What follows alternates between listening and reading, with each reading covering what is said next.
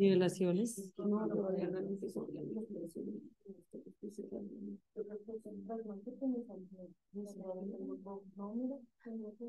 Ahí está en la pantalla, ¿cierto? Sí.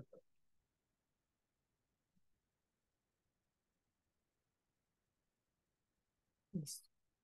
Buenos días. Vamos a presentar nuestra actividad 8.2, versión definitiva de la información previa y primer objetivo de la unidad didáctica de nuestro tema probabilidad simple. Conformamos el grupo 1, formado por Judy Galindo, quien les habla Andrea Suárez, nuestra tutora Rocío Gómez. El orden de la presentación es el siguiente. Primero les voy a hablar sobre los problemas que encontramos y cómo los solucionamos. Enseguida, problemas que no se han podido solucionar. Tercero, cuestiones que consideramos originales del trabajo y finalizamos mostrando las cuestiones que pueden contribuir al trabajo de los demás grupos. Listo. Primer aspecto, problemas que enfrentamos y cómo los solucionamos. Y como los tres ejes son relacionados, primero, a la cantidad de información, segundo, la descripción para el lector en algunos apartados y problemas de formato y redacción. Iniciamos con los problemas con la cantidad de información. Para nosotros fue bastante importante mirar qué era la información importante de cada módulo. Nosotras somos el grupo que más tareas tenemos, entonces era bastante información la que teníamos que analizar y determinar qué toda esa información era importante para presentarla, qué es lo más importante y relevante de la información para el lector. Para nosotros hay muchas cosas importantes, pero no todas son necesariamente importantes para el lector. Entonces, es importante definir esa parte y luego definir esa que le íbamos a mostrar al lector cómo se lo íbamos a presentar. Entonces iniciamos en identificar en los anteriores módulos dónde estaba esa información que nosotros consideramos importante. Miramos en el módulo 4 y ahí fue donde hicimos como esa primera versión de las fichas de nuestras tareas de aprendizaje. En el módulo 5 fue donde generamos nuestros instrumentos de recolección de datos y nuestra tarea diagnóstica. Nosotros incluimos dentro de esta segunda parte de la actividad final ya el diario del estudiante, entonces también debíamos empezar a mirar todo lo que fue la construcción de ese instrumento de recolección de datos. Del módulo 7 para nosotros fue bastante importante el análisis del desarrollo de la dimensión cognitiva y de la dimensión afectiva, porque fue allí donde empezamos a encontrar insumos para generar las sugerencias metodológicas, los errores más frecuentes en los que puedan incurrir los estudiantes. Entonces, eso nos ayudó para generar esos apartados que antes no teníamos en las primeras versiones de las fichas de las tareas de aprendizaje.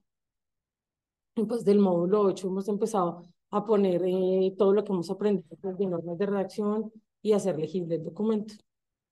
Problemas con la descripción para el lector. Nosotros tenemos algunas palabras que usamos en nuestro diario, pero que no necesariamente son las mismas que vamos a utilizar. Por ejemplo, docente y profesor. Entonces, es revisar el trabajo y unificar esa palabra, dejarla durante todo el texto como profesor, no docente.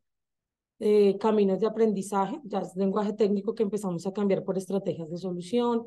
Teníamos muy en los primeros módulos como mucho la palabra socialización, ya la cambiamos para puesta en común y nombrábamos pues el objetivo con, pues como nos lo habían mencionado en módulos anteriores, entonces ya como que cambiar toda esa terminología por primer objetivo.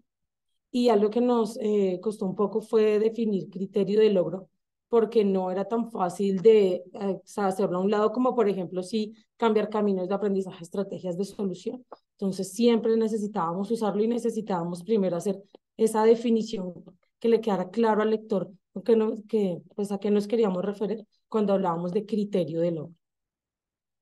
Cómo redactar las sugerencias metodológicas y la evaluación de las tareas. Entonces nosotros tuvimos en cuenta pues la solución que dieron los estudiantes y todo lo que pudimos recolectar a lo largo y analizar a lo largo del módulo 4 y el módulo 5. Tuvimos en cuenta los diarios del profesor, fue de gran insumo toda la información que teníamos allí para redactar esas sugerencias metodológicas. La experiencia que tuvimos al implementar la unidad didáctica y que pues tuvimos que aclarar dentro de las sugerencias que para las evaluaciones de las tareas, el profesor que quiere implementar la unidad didáctica, pues debe tener en cuenta los criterios de evaluación establecidos por el colegio donde labora. Entonces nosotros siempre hicimos pues nuestra rúbrica enfocadas en el sistema de evaluación del colegio donde la aplicamos, pero pues es importante aclarar que cada unidad didáctica se debe adaptar al sistema de evaluación que tenga el colegio donde se vaya a aplicar. Modificaciones en los grafos de criterio de logro de las tareas de aprendizaje. Nosotros en el módulo 5 hicimos una primera versión de esos grafos. Por recomendación del formador y del tutor se quitaron los errores que en ese momento habíamos colocado y en este módulo 8 ya nos encontramos que se debían colocar los errores dentro del grafo. Entonces sí fue volver a retomar los grafos, volver a reestructurar muchas cosas que nosotros creíamos que de pronto ya teníamos lista y sí, pues nos llevó tiempo volver a crear y a relacionar todos los errores con esos en los grafos. Errores de formato y redacción, nosotros nos seguimos como incurriendo en algunos errores. Entonces, el primero es a la hora de copiar la información o de traer esa información de las fichas de tareas, los conocimientos previos, los listados de errores y dificultades que ya habíamos creado en módulos anteriores, los listados de ayudas, listado de acciones de mejora, porque cuando hacemos pues ese copiado de información, se descuadran los estilos de los párrafos y las tablas en los anexos, entonces sí nos costó trabajo volver a hacer y cuadrar todos los formatos. Nos llevó a revisar de nuevo todos los estilos del documento, de los documentos. Los errores de redacción, aún incurrimos en algunos errores como el CR1. Entonces, siempre buscamos ahora pues construir la frase que tenga el esquema, sujeto, verbo y predicado. Seguimos incurriendo en errores como el CR7, frases sin sujeto o sin verbo, solamente dejamos complemento. Y tenemos un error, empezamos a incurrir en un error, CR32, que es falta de la coma, y el CR12, que es nosotras como que nos acostumbramos a que cuando iniciamos con el complemento, colocamos la coma y ahí sí va el sujeto. Pero entonces muchas veces exageramos en el uso de la coma, entonces separamos el verbo del complemento, entonces antes no lo cometíamos, pero ahora sí lo empezamos a cometer en estas últimas actividades. Entonces fue pues de gran importancia la ayuda que nos brindó nuestra tutora ahí para poder corregir, aunque pues aún lo presentamos, como lo iremos mejorando en la siguiente presentación del documento. Problemas que no se han podido solucionar, entonces seguimos con algunos errores de redacción, CR1, CR6, CR30, aunque obviamente pues en menor medida. Tenemos una pregunta que es, en el documento final debemos hacer la descripción de las 6 tareas de aprendizaje o debemos escoger solo una. Nos encontramos con un documento bastante largo, de más de 8.000 palabras, cuando solo estamos haciendo la descripción de 3 tareas, entonces consideramos que ya hacer una unidad didáctica con la descripción de las 6 tareas ya va a ser bastante extenso, entonces debemos tomar ahí una decisión.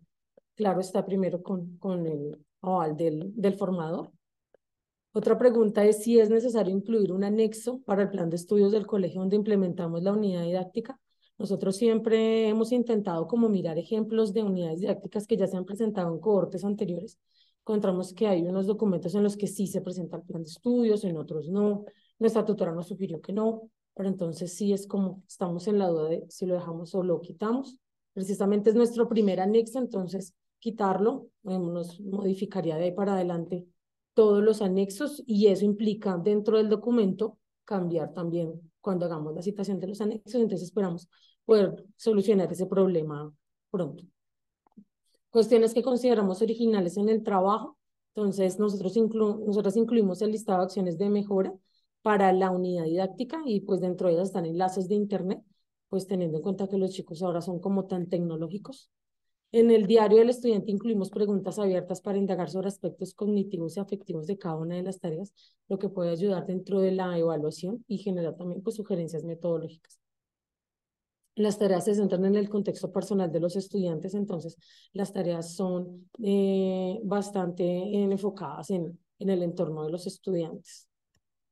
Y eso pues genera que sean fáciles de aplicar en cualquier colegio, eh, de cualquier contexto. No hay necesidad de que tengan que buscarse ciertas especificaciones dentro del colegio o dentro de los estudiantes. Cuestiones que pueden contribuir al trabajo de los demás. Entonces, guardar los grafos de criterio de logro con y sin errores para cada uno de los criterios. Creo que pues cometimos el error de quitarlos, pero sí encontramos algunos que tenían algunos errores, entonces pues eso también nos ayudó un poco.